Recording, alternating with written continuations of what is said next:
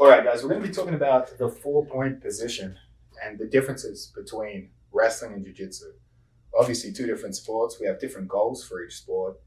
Jiu-jitsu specifically, we're going to be looking to take the back. What I want to cover in this section of the instructional is the dilemma between Placido's hands and his feet. If he can get his hands to his feet, he can posture up and get out of that. Or if he can get his feet to his hands, he can start to posture up and get out of it. You can see Placido's got a lot of experience in this position. It's no surprise, he has 4 kids. But that's really what this section is going to focus on. The differences between wrestling and jiu-jitsu, what works in wrestling that doesn't work in jiu-jitsu, and what we can steal from wrestling that does work in jiu-jitsu.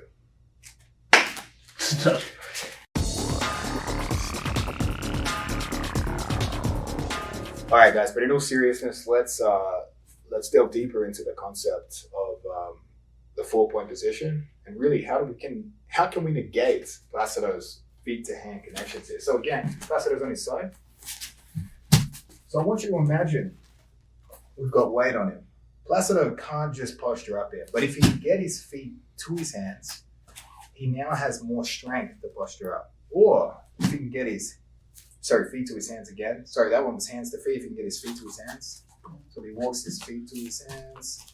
Now he can posture up. So basically he needs to get his center of gravity under it. How can we prevent that? We can prevent the hands walking to the feet with correct shoulder position. If I'm holding Placido up high here, there's absolutely nothing preventing his hands coming to his feet and then starting to get postured. If we get our shoulder beneath Placido's hands, we can make him bear weight. And if he tries to walk his hands to his feet, it's going to be fatiguing that, right? So correct shoulder placement. So I'm not even just talking about getting higher up here. Of course, this is going to make it more difficult. But I want to get my shoulder behind Placido's hands. Sometimes with this pressure, we can even start to lift his hand off the ground. But of course, that's not all we need to deal with. Because again, if we pretend like we blocked Placido's hand, he can walk his feet to his hands to get back up. So we need something to block that connection there. So we can do that with our knee. So say I'm in a perfect position, Placido can still start walking feet to hands and start to get his center of gravity, and he can explode up. Especially athletic guys, right? So we take our upper body position, and I can place my knee in front of Placido's knee. So now he's just bearing weight, and he tries to walk his feet to his hands. Very, very difficult. So this is how we're going to try to keep our opponents in this position. Look at it from another angle as well. So again, shoulder deep. So we're keeping weight bearing position on him, but I'm getting my shoulder deep and my knee in front, and we make him carry our weight. We want our training partners or our opponents to be basically punished for these positions, right? Placido shouldn't be able to escape my positions on the ground and simply get back up. I want that if he can get back up, it's exhausting for him to do it. Realistically, if our pressure's excellent and Placido gets returned to the mat, gets back up, gets returned to the mat again, he should be exhausted. There shouldn't be quick movements from the mat to the feet. They should be slow, grinding sort of pressure that makes him carry our weight the entire way from the floor to the feet. Basically, if you guys watch Khabib fight, that's exactly what he does. He doesn't always prevent people getting back up to the feet, but by the time they get there, they're absolutely exhausted. That's the same pressure we can generate in jiu-jitsu. We can physically break our opponents, submitting them with much, much easier. And again, as jiu-jitsu and wrestling start overlapping more and more, we're seeing these particular skill sets of guys getting back to their feet from wrestling or from MMA. So we need to have the skills and the ability to, when we put people down, we hold them down. And again, if they get up, they're exhausted getting up. And we really can negate their ability to get up by understanding the position. He walks his hands to his feet, center of gravity is under him, he's up. He walks his feet to his hands, his center of gravity straight up. So we can prevent those things with perfect positioning. So we got our grips, we got shoulder deep, we use our knee to prevent his leg walking further forward.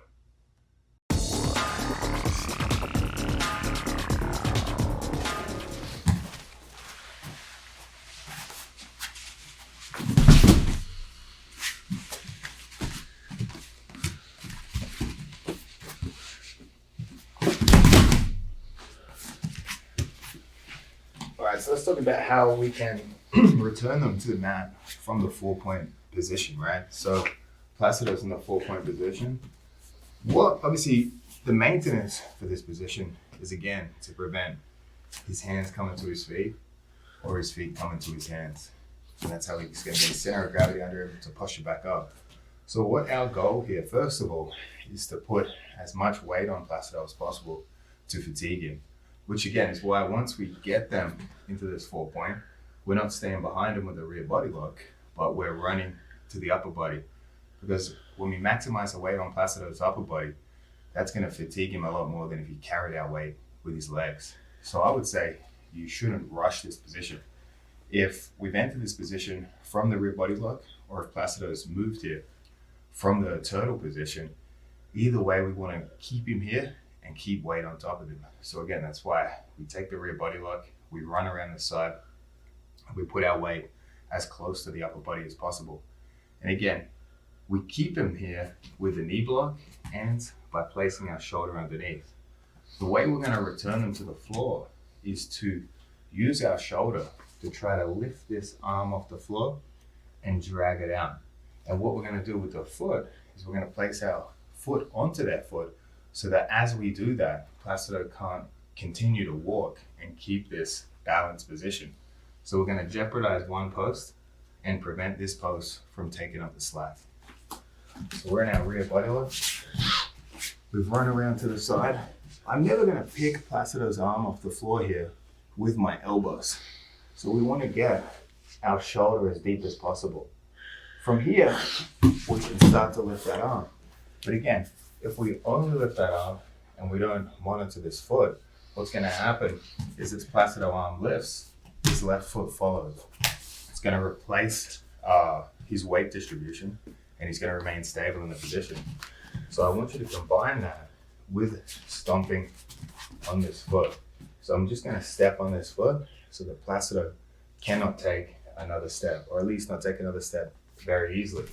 So when we come around, I put weight on Placido, I'm blocking the knee, I get my shoulder deep under his armpit, I put my foot onto his foot, and we start to lift this arm. And I start to circle my weight back and around. And that's how we're gonna exhaust them first of all, and it's how we're gonna return them to the mat. So we'll look at it from this side as well, right? So when I lift the shoulder, I'm moving this direction. I'm moving out and around, moving towards the arm that I'm taking off the ground while stapling his foot in position. So shoulder depth, foot onto their foot. So Placido tries to keep his weight here. We can get him to the floor. So again, don't be tempted to fall down the body. Placido can turn around, or it'll be easier for him to stand up. As soon as we bring him back down to this position, I want you to put your chin over the top. Try to keep weight on top of the mat. So again, we were making him carry weight. We return him to the floor, and we make him carry our weight from the floor. And that's why if they go from turtle to 4-point again, they're going to be exhausted in the process. So guys, that's a high percentage way of a jiu-jitsu based mat return from the 4-point position.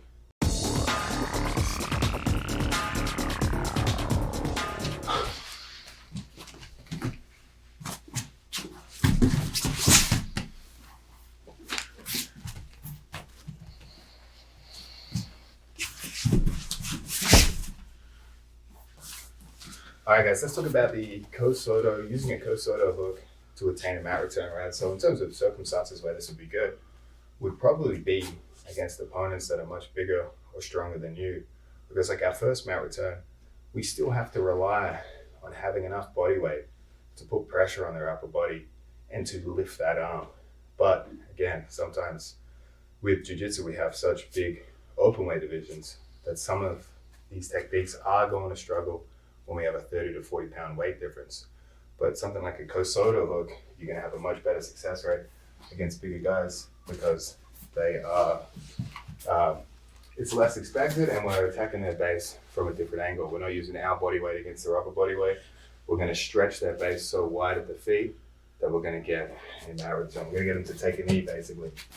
So what I'm trying to do with my Kosoto hook is hook this leg in such a way that we're going to place their knee to the floor. That's going to be step one.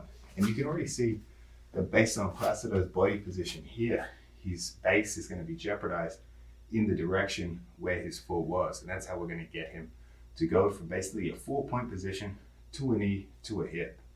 And we can pull him from this angle once we've got the knee to the floor to get Placido to take a hip, which is great because it's basically the top of the hierarchy for positions we want to put them in from a mat return. So using the Kosoto hook is a great way to achieve this position with minimum fatigue on your body.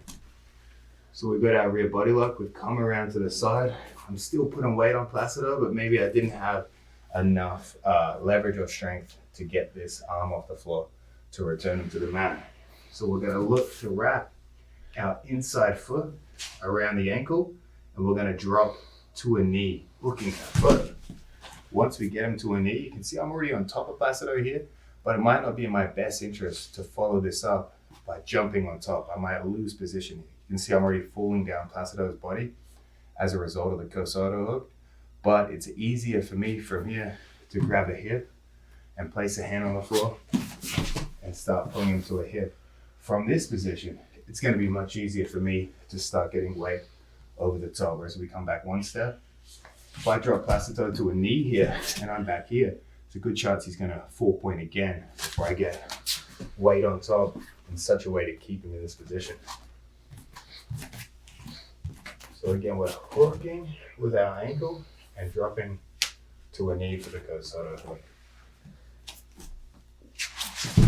I place Placido to a knee, and immediately, before he can 4-point, we're hitting his hip, taking a hand post, and bringing him to the floor. And immediately, we're getting into a position where we can achieve head height, which is going to increase our ability to consolidate this scramble.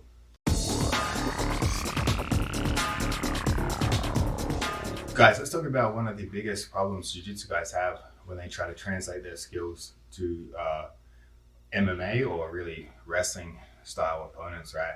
And that is when we get a 4-point position on someone, what a lot of people will do is they'll try to grab a seatbelt and jump hooks in.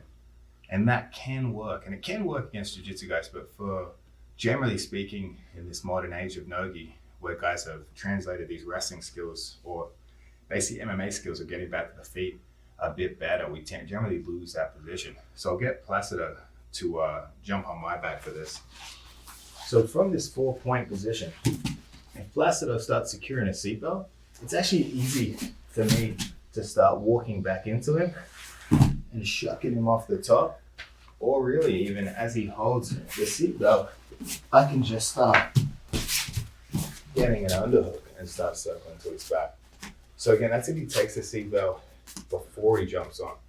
But also, if he takes this seatbelt and he jumps on my back, even with good hook position, all I need to do is start walking my hands to my feet and start bouncing. And you see Placido starts losing the top position. So again, another defensive skill to keep in mind. Anytime you're in 4-point, you're always really trying to walk your hands to your feet or your feet to your hands. So from that position, that's going to help me stand. It's also going to prevent Placido's back take from that position, or back take sort of maintenance to keep a dominant position. What I would say, the concept we want to remember here is Placido wants to stay behind my arms to maintain control. So again, because of the scope of competition in jiu-jitsu, we make decisions based on scoring points, where in reality, it probably wouldn't be the best decision to make. Due to the point structure of jiu-jitsu, with Placido, I'm in a 4-point position, Placido's looking to win the match, he would be tempted to jump hooks, and he can do that. But in the scope of really just pure positional jiu-jitsu in the gym, rolling jiu-jitsu in the gym, I would say it would be in his best interest to return me to the mat, to a position where I have less ability to defend and I have less counter options. So again, it follows the hierarchy we've been talking about throughout this whole instructional product, is that the higher your opponent is off the ground, the less control you have. So again, when we're talking about rear body lock, we have 4 layers here. We have standing rear body lock, 4-point rear body lock, turtle rear body lock, and the best of all, your opponent's on a hip. If you can bring him to a hip, an unathletic position, your chances of securing the back go through the roof, right? So if we think about that concept and we apply it to the 4-point position, in the scope of a competition of jiu-jitsu where points are being scored, it would be in Placido's best interest to potentially take a risk and jump to try to place 2 hooks in. Again, you might think of this under certain circumstances, especially if it's near the end of the match. It might be more in your best interest to jump for those hooks. But again, a lot of jiu-jitsu guys see a back take scoring potential. They see an opportunity and they go for it. And I would say it is a higher risk, sort of higher reward maneuver. But if we weren't thinking about points and we were just thinking about controlling and submitting our opponent, the smartest decision would be to return them to the mat. But again, because of what this instruction is going to provide, and that is all options from these positions, I just want to preface this by saying you're going to lower your risk by focusing on returning them to the mat. Basically, again, the same concept from the front head. The higher they are off the ground, the less likely we are to submit them, and especially the less likely we are to control them. So I'll get Placido to jump on my back just because of the weight difference here, but we're going to talk about a principle called short hook, long hook, right? So even if Placido abides by the rules of not taking a seatbelt, but keeping his arms behind my elbows here, and he jumps his hooks in, if both hooks are the same depth here, it's still going to be easy for me to shake Placido off the top. Obviously, Placido's going to have a little more control because he's under both armpits. So again, just visually think about this, right? If he throws 2 hooks and he's under both armpits, he can, in a way, hold himself up to a certain degree with the grip on the armpits. If he had a seatbelt here, he's immediately falling off. So again, the first thing we need to do from this position is don't jump the gun to a seatbelt where we think we could strangle someone. Stay behind the arms.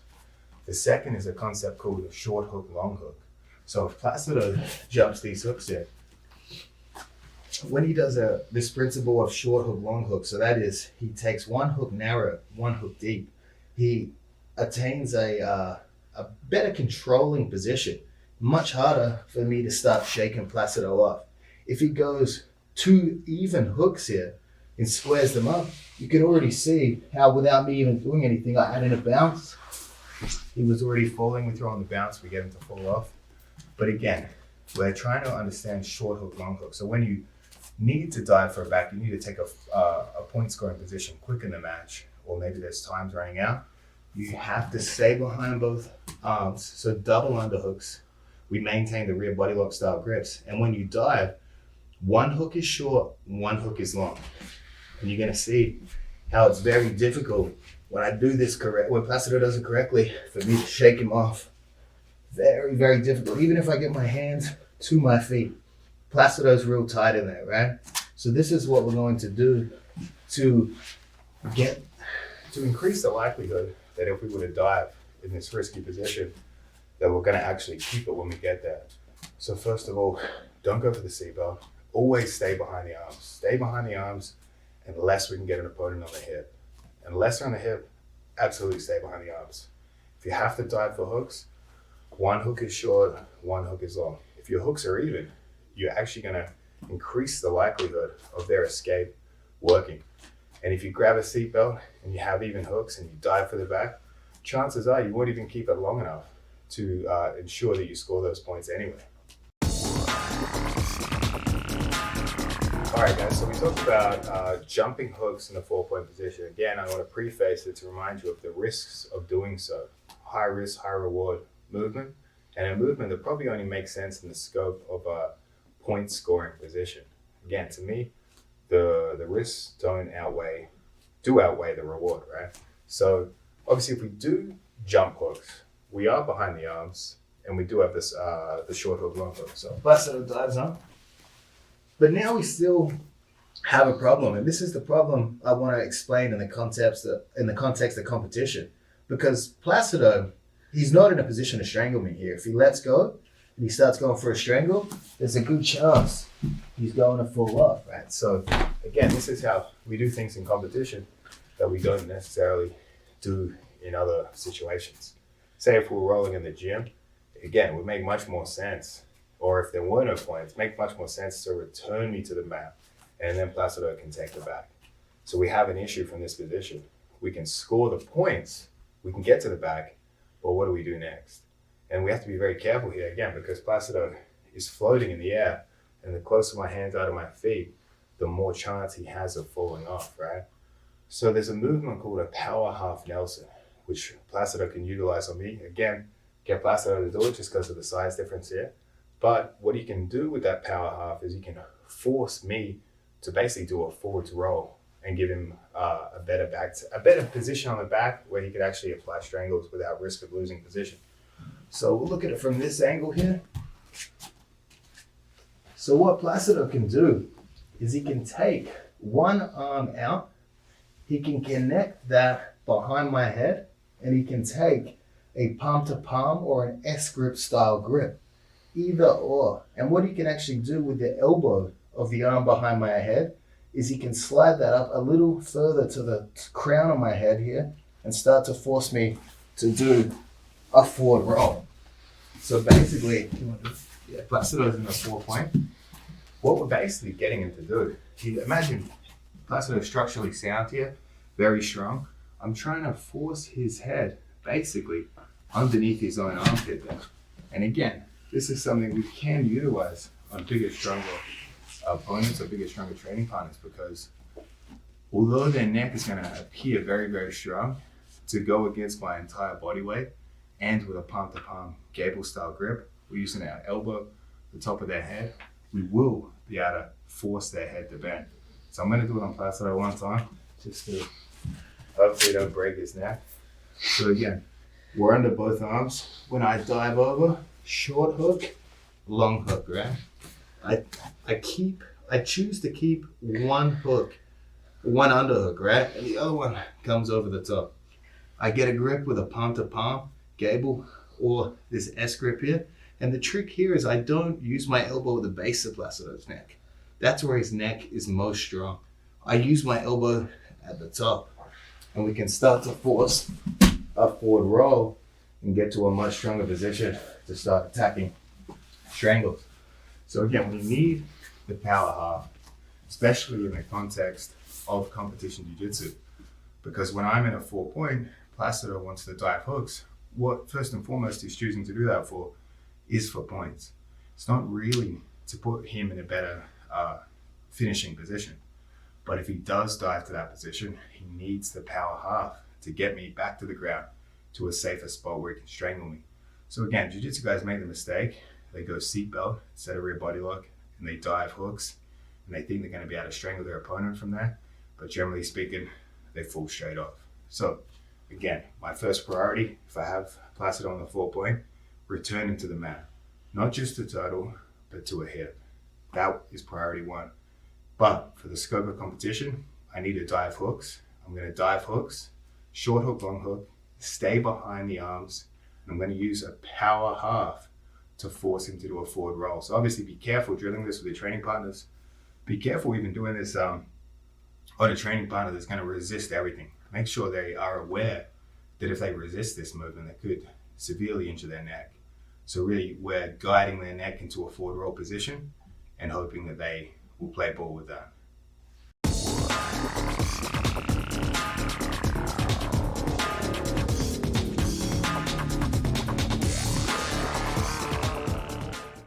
All right, guys, so let's talk about how we attack the back, basically land back taking positions from the turtle position, right? So Placido is a turtle.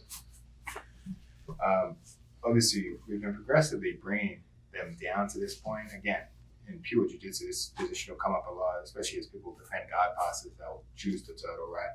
So I want to show you some back takes and some ways to control the position that first and foremost prevent Placido getting back up, and we take his back.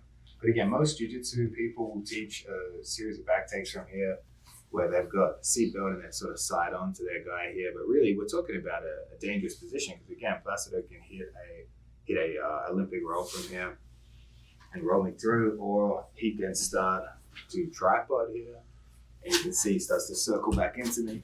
It's hard for me to maintain this position, right? So again, when we're attacking from the rear body lock in the turtle, we are behind them here. This is going to be our safest position. This is our base position from here. So we need to do some things to keep this position because again, we've hit such a strong position, and perhaps even we had this, they got up, we returned them down to here. The longer we're here, the more aggressively they're trying to escape, the more fatigued they're going to get. Again, you would see this sort of stuff in a match with Khabib. He just exhausts his opponents by riding them from these positions. But again, even if I'm on Placido's back here, if he builds base correctly, he can still start getting back to his feet. So if we reverse engineer how he builds base, we can use upper body and lower body grips to prevent Placido coming back to a 4-point position, right? So first of all, Placido's in the turtle and he's going to start climbing with his upper body. He gets to a hand. He's getting to a more athletic position. So I want you to watch, pay attention. So we come back, he's on his turtle. What he does to get back up is he takes his hands wide. He starts building base, starts getting his head up. And then in terms of his legs, to start lifting these legs, right? Placido starts climbing. He turns his knee out and the other knee in, and he starts climbing to 4-point. So if we come back, let's look at his legs one more time. So he climbs the hands wide, and what he's going to do with his first knee that comes up, it's going to pivot out. He opens his hips wide. So if we can prevent Placido's hand coming out, and we can prevent his first knee turning out, he's going to have a huge amount of difficulty in getting back to a 4-point and ultimately getting back to his feet. So we can do basically a wrist ride from here. So I can take a scoop style grip and I can pull his hand to his chest. Now, if he tries to get back up into one hand, first and foremost, it would be pretty easy to throw in a strangle hand from here. But again, Placido would have to be insanely strong to have no 2 posts and still start climbing back up. So that's immediately the first grip we want. I wouldn't recommend going straight for a seatbelt here because even though we're behind the hips, he could still start climbing base here. And then he can be in a more athletic position. So to minimize that, the grip we want to take is this style of a hooking, scooping grip here and pulling his hand to his chest here.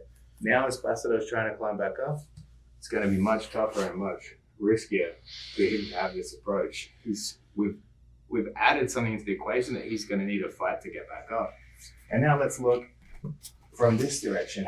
What can we do to his legs that's going to prevent him climbing? So a quick refresher, for him to get up, he turns his knee out. He pivots his knee wide. That's how he starts building base. So we can actually use a crab hook to capture this calf here. So we hook it with the inside of our shin here, and I apply pressure out. Now when Placido is trying to stand, very, very difficult here. And again, if we have this in combination with the wrist ride, and Placido is trying to get up, he's basically can't move. He's basically exhausted from this position. And you can see he's already started falling to a hip here to try to minimize my pressure on his knee, and the way he's trying to get up with that pressure in combination, he's making him fall to a hip. And again, if we can get him to a hip, that's the top of the hierarchy. In terms of control, hips best, turtles next, 4-point, followed by stand. So again, if we follow our principles of control that leads to submission, we want to maximize our control. That means taking him to a hip, which would be an unathletic position.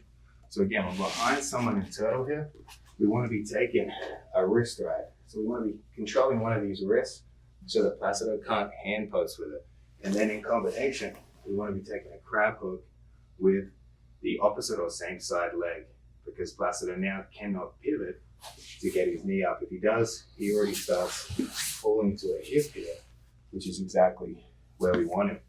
So again, because modern no-gi jiu-jitsu was developed from an IBJJF base, with IBJJF competitors coming across, we borrowed a lot of techniques from the gi that don't translate well to no-gi. And if they, even in the scope of the few wrestlers in gi IBJJF, there are unknown movements these people do to the IBJJF based grapplers. So now as modern no-gi grappling progresses, we have to change some of those principles to adjust for the MMA fighters and wrestlers that are implementing similar techniques within the no-gi grappling sphere. And again, first and foremost, always stay behind the arms. And if we bring him to a turtle or a hip, we keep him in a turtle or a hip. And again, we're borrowing techniques from wrestling. We've got the wrist right here. And we're using a crab style hook to prevent Placido attaining a 4-point position. We're also wearing him out, bringing him to a hip from there. All right, guys, so now we're going to be talking about the best position we can put him in from this turtle position. Again, ordinarily, jiu-jitsu guys would try to take people's back from here, right? So that would be basically sort of the modus operandi for jiu-jitsu guys, because that's how it's done in the gi. Again, take a seatbelt, get one hook, try to get the second hook, right? But again, when we come to no-gi without the gi, and also I would say superior athletes in a way, because again, we're getting guys from MMA, from wrestling, come across to do no-gi grappling, and they have more athletic responses, and those athletic responses are hard sometimes for us weak and athletic jiu-jitsu guys to control. And I would say that if we try to take the back on a guy from turtle, we haven't exactly minimized their options as well as we could have. The best place to have Placido to attack the back would be if we can put him on a hip.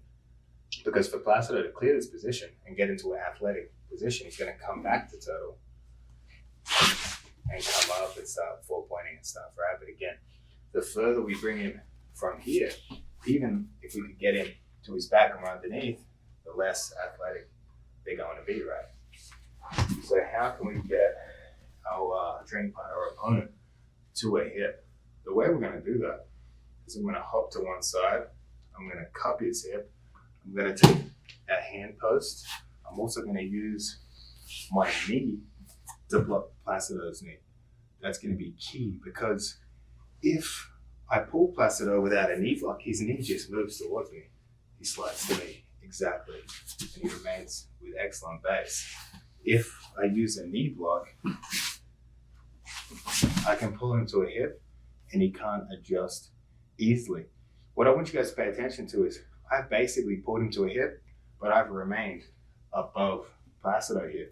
We don't want to be so eager to bring them to a hip that we fall over, because Placido is in a great scrambling position to get on top of us here. So again, when we do it, we want to stay upright.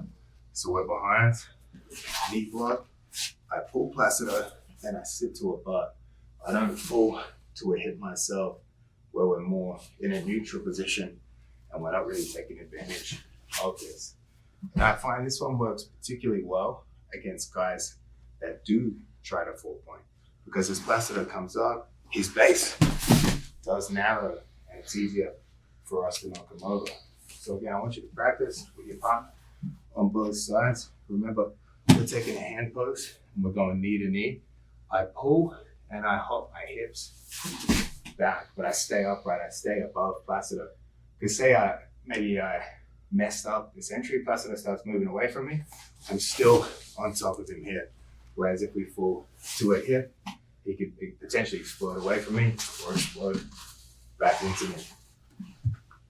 It's some of the best times we have to hit this is off a scramble. So with your training partner, if your training partner provides resistance from a static position, you are going to find that sometimes this is difficult to hit. Placido is very strong. Sometimes we do have trouble, but because of the scope of our positioning, it's easy for us to return back to the top and potentially even start hitting it on other sides, getting movement. For me, the best time to hit this would be off of a go behind. Immediately, say we threaten our high wrist, Placido defense, we get behind, and we immediately pull him to a hip and attain head height here.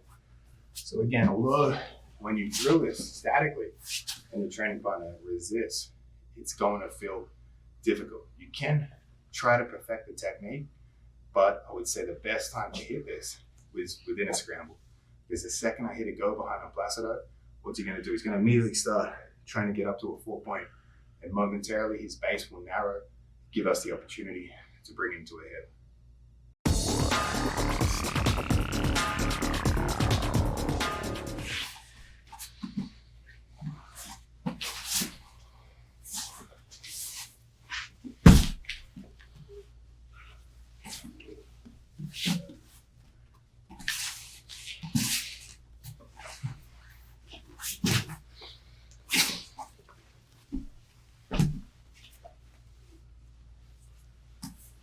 All right, guys, let's look at option one when we take the back from getting him to a hip, right? So Placido's in total, and obviously we've done our sort of hip return here where we pull up the arm. First thing I want to do is get my knee inside. This is, we want to take away the space between basically their elbow and their hip.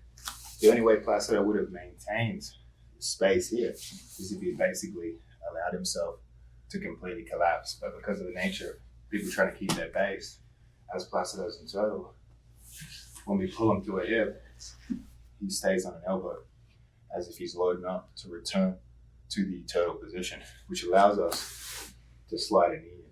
And because we're behind him, very easy to secure a seatbelt here. And again, the seatbelt is safe here because there's really no way I can fall off. And there's also no real way for him to turn his left arm into an underhook because basically my knee is in the way. Whereas a seatbelt turtle, they're still going to have a chance that this arm can come inside this hip here, especially if he started to 4-point. So again, we've got him to a hip, we place the knee inside, and we're free to take this turtle position. What we want to do is basically follow the principles of diagonal control. So you can see with our seatbelt, we've got an underhook on this side.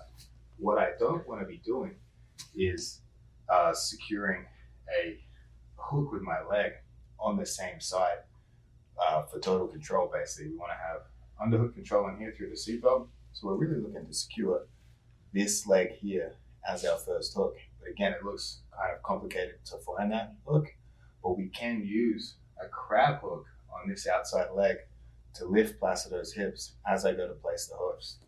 So when we've got this seatbelt here, I slide into my butt and I hook a crab hook here. So if Placido lays down for a sec, this is the hook we're looking to attain.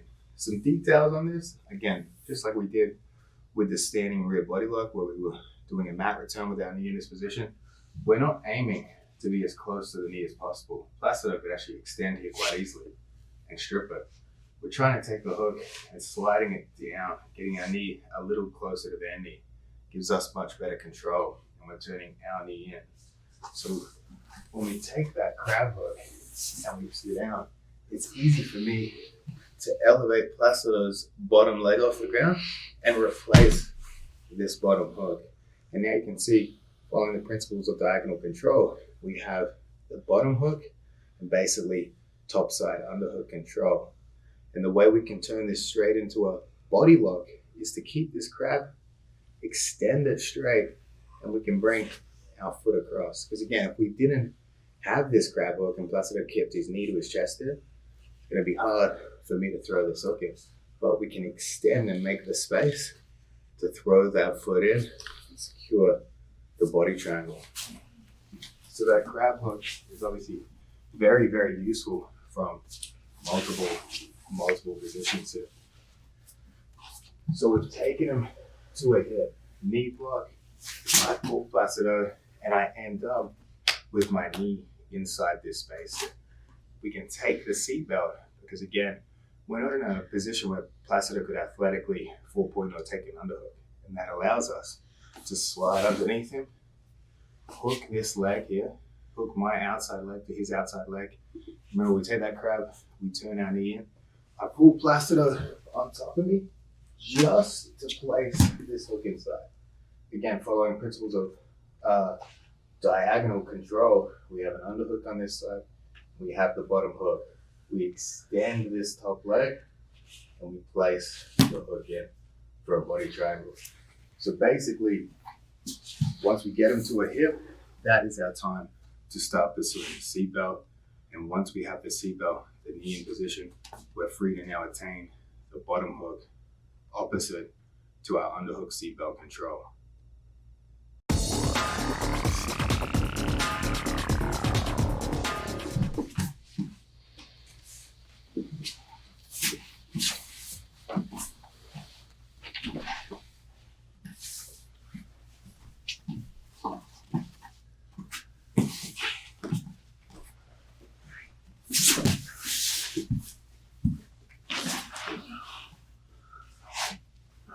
All right, guys, so now we're going to look at the foot slide option. And actually, this style of sliding back take's been around for a very, very long time.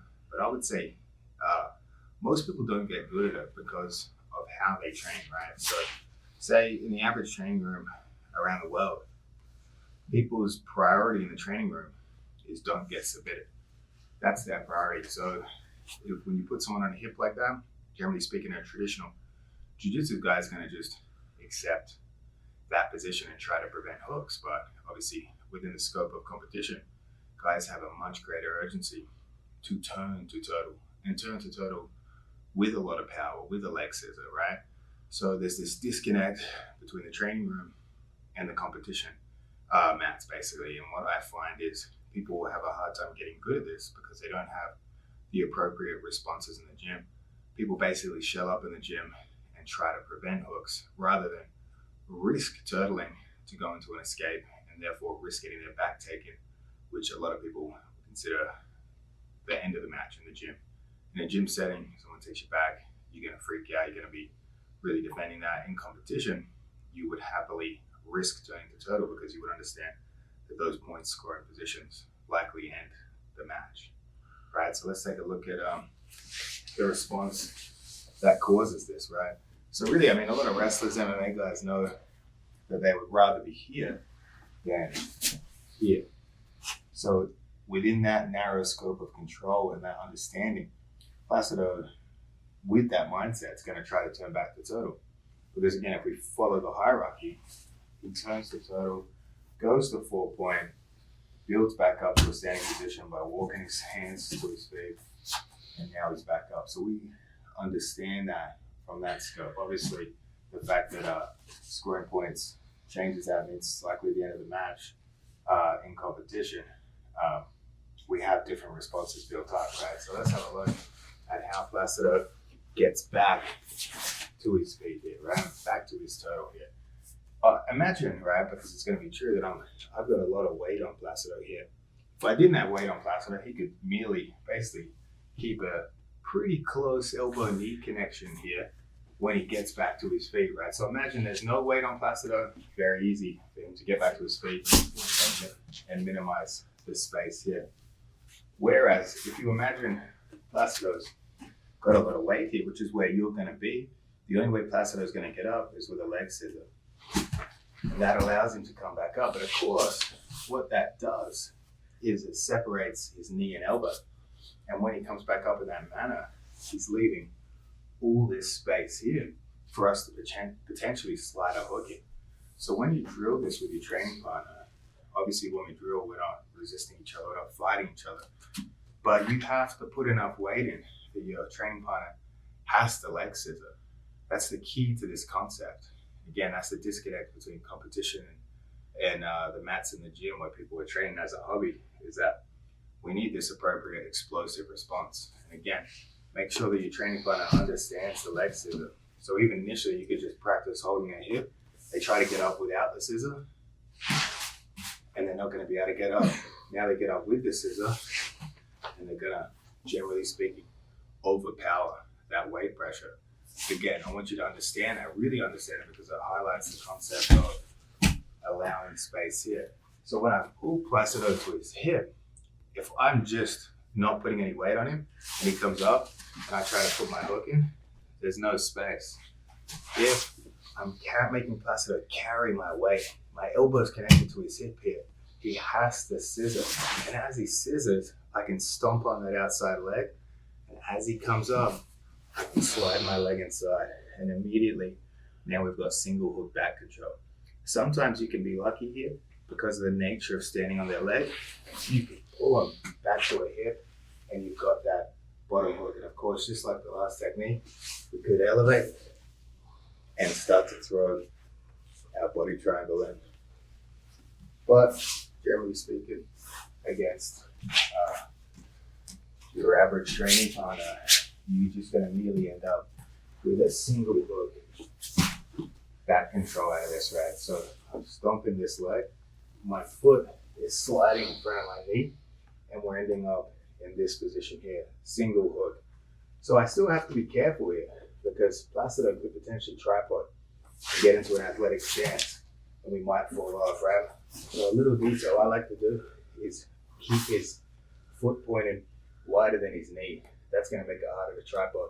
For him to tripod, he wants his knee pointed wider than his foot. So I keep this pressure here until I grab our power half Nelson. And again, we use that power half to force a forward roll style of movement, and we get him to a less athletic position from which we can take the seatbelt and we can start placing our body triangle in. So again, we've pulled him to a hip.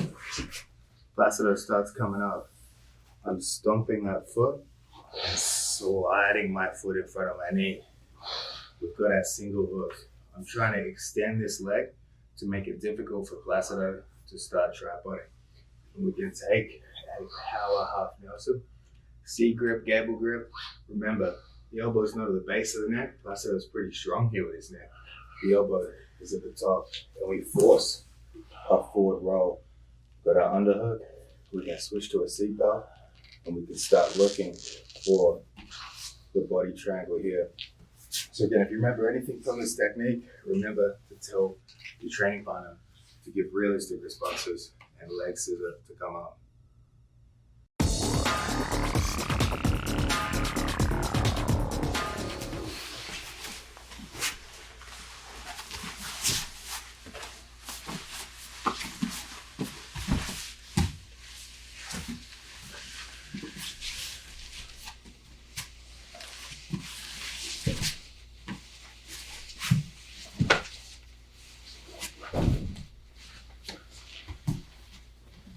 Alright guys, let's talk about another variation of back take once we get him to a hip, right? So you can see this time I took a Khabib style grip and I've gone around the neck, basically locked and loaded, ready to strangle as soon as I secure a meaningful grip in terms of the lower body to prevent him rotating out of an immediate threat, right? This would be my preferred style of back take from this position, purely because I can stay on top of Placido here, right? So if I bring him to a hip and grab a seatbelt and slide in, I'm off of Placido. I keep him in an unathletic position, but basically I'm pulling his weight onto me here. And the secondary one is when he turns up and I stomp. This one is equally good, but I do simply come up to a single hook. And guys are excellent at defending second hooks when we have a single hook from the back. That skill set guys have these days of preventing a secondary hook, and they develop that skill set just in terms of preventing point scoring positions in points tournaments, right? This third one is my preferred because it's maximum control and we keep weight on him at all times. So when we bring him to a hip, I take this Khabib style grip. I'm basically crushing him here with my body weight, right? Placido's in a very weak position. He's on his hip, and we can easily turn this knee sort of leg riding position here into a hook, right? So I crush him with my knee and the foot falls in. And from here, in combination with these two grips, Placido really has nowhere to go. He can't turn very easily at all. Very difficult for him to prevent this second hook because he's distracted by the strangle. If the strangle hand wasn't there, he could potentially use this hand to prevent the hook coming in. So we're distracting him with a submission threat that allows my foot to just fall into place. And now a detail from this side to prevent you guys injuring your own knee. my foot's not wide. My foot hugs the back. And when I sit back for the body triangle, I sit my butt behind my foot. I keep Placido sat up and I fall to this outside hip. And then we can secure the body triangle. You guys can imagine if my foot was here and I tried to sit back this way, you're gonna have insane pressure on your knee and hip here. So to prevent that, tuck your foot, sit behind your foot, and then don't fall flat to your back, roll to the other hip. And it's very easily now to secure this body triangle. So again, this has been my option of back control if I was dealing with a very, very good opponent, because we are talking complete weight distribution. We are talking a Khabib style grip and a strangle threat to distract the secondary arm. We're minimizing their options, increasing the panicked response because we're leg riding them. Leg riding is horrible. It creates a sense of urgency for you to move with your opponent. So I pull in from the hip, and from here, Khabib style grip, and I'm start riding over the top of Placido here. Start threatening strangles. We can even use this grip to start collapsing into the ground, and it creates a sense of urgency in Placido to get moving. We can sit behind the foot and we can start to set up the strangle. But another thought process, once we get someone here, is there's no rush. Placido's options are limited, so we are free to grind him out from here. If I took Placido's back when he was fresh and he had good hand fighting, we might end up having a battle for a while. So quite often I like to leg ride. I like to start applying pressure to sit him down here. Placido starts fatiguing, trying to fight out, and it's very easy for us to start securing this back take. So what I really want you to think about when you're taking lessons from this instructional is the idea that we don't always beat opponents with technique alone. Sometimes we have to use that technique to put them in positions that fatigues them, makes them carry out weight, makes them panic, especially panic. The key to submission, I believe, is a panic response where they have this urgency to move. It's why you see a lot of guys get submitted at the end of the match when they're trying to Hail Mary sort of movement to recover that match. The faster and more erratically they move, the quicker they're going to fall into a deep submission.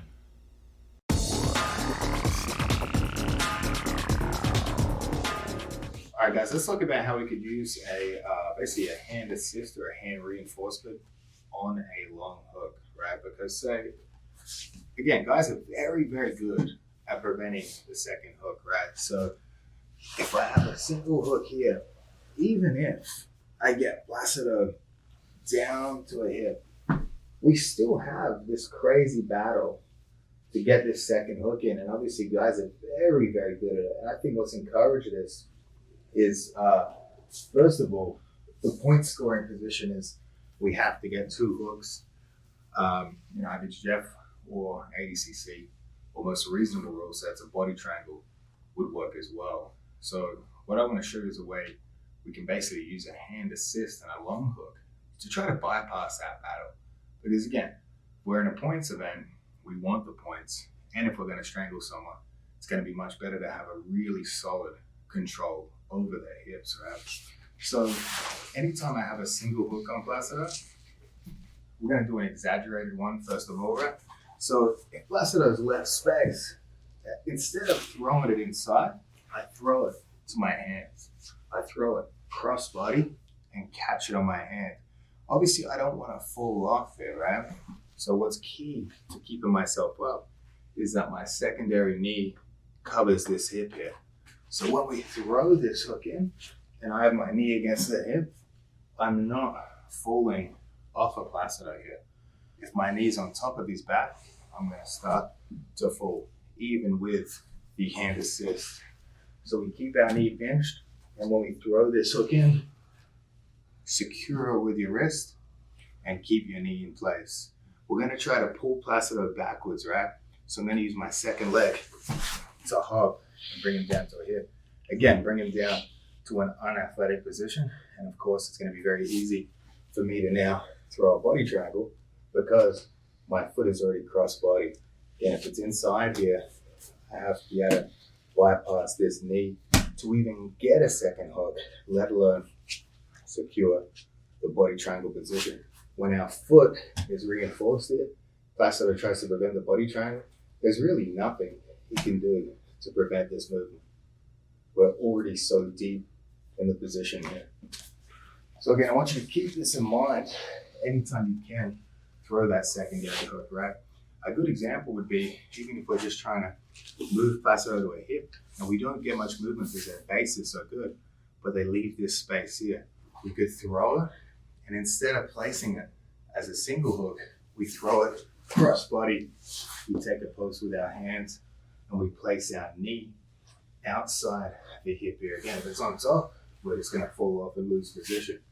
So we place it outside the hip, and then we can start to use that foot to hop and pull Placido over sort of the back right of his base here. And we're gonna jeopardize his base, and again, secure that body triangle, and then start looking for control from the back. But it's just a concept that really allows us to skip those battles. Obviously, we want the body triangle, but if we have a single hook, even with diagonal control, we still have another battle to win. And that battle is going to be to get 2 hooks inside and then get the body triangle, or really beat that leg entirely and get the body triangle. When we throw a long hook, reinforce it with our hands, we guarantee that we can get the body triangle. And if we use that long hook, reinforce with the hand to move backwards over his base here. So think about it, he's in total, we secured our long hook. We're basically pulling him back this way to a hip. And again, just like we did with the initial knockdown, we're doing the same thing here. Exact same thing, we're pulling him back over the weakest angle of his base. And then again, because of the nature of the reinforced long hook, very, very easy to throw the body triangle. So again, just a shortcut to a stronger position to avoid some of those key battles.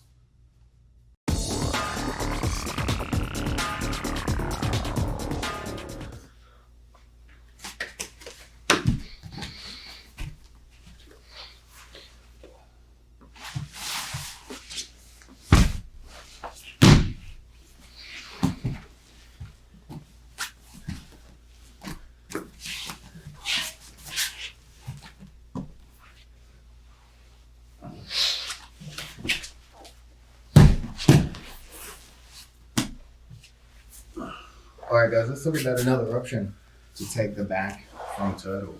Perhaps they're not leaving any space for a hook, so we could do our long hook hand assist trick. Perhaps their base is too good for us to pull them to a hip, so we still need options from this position of turtle, right? So the core is a technique. Obviously, we've got the seatbelt, right? Or we've got the body lock here. The claw is a great way for me to eliminate Placido's ability to throw this arm over my head as I commit body weight back, right? So I want you to visualize it here. If I were to fall back here and pull Placido onto me, he could throw his right hand around my head here and basically take a headlock or top position, yeah? So when you visualize this movement, what it's going to prevent, provided we keep obviously our ear behind his shoulder here, obviously I don't want to be leaving space for him to throw this arm around my head. So when we place our right ear, the same side ear as the same side claw behind their back here, and I pull them onto us, Placido tries to throw a headlock in, impossible, right? And we can throw our second hook.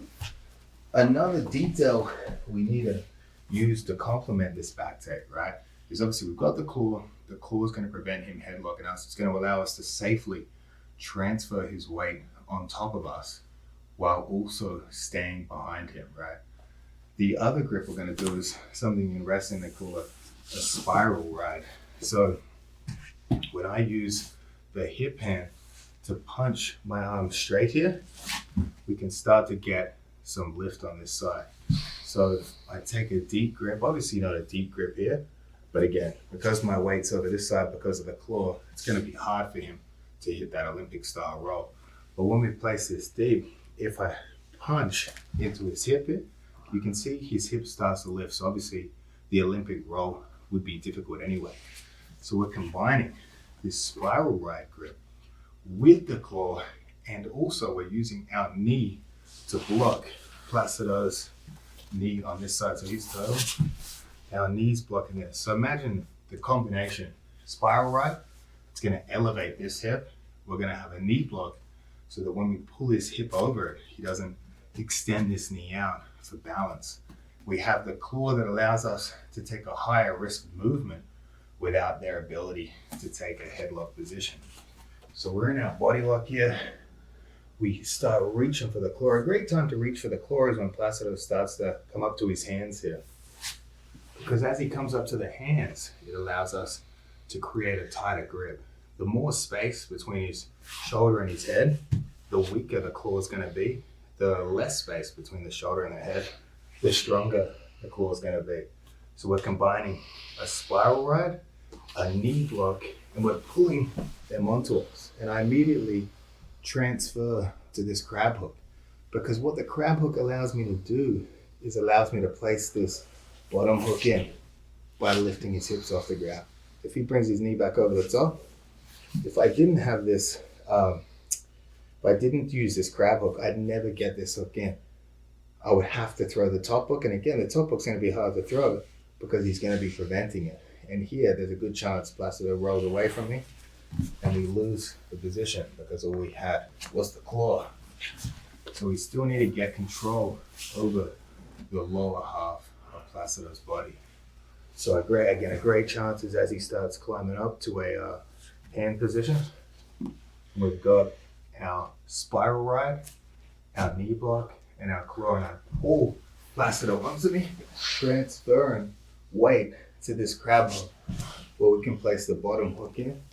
We can start securing a seatbelt, and we can transfer to the body triangle. So again, the claw is a great technique to prevent guys using a headlock escape. So we're using the claw, a spiral ride, and a knee block. Basically a combination of techniques to ensure that we can still take the back of an opponent that is sort of difficult to off balance or place a single or far side hook in.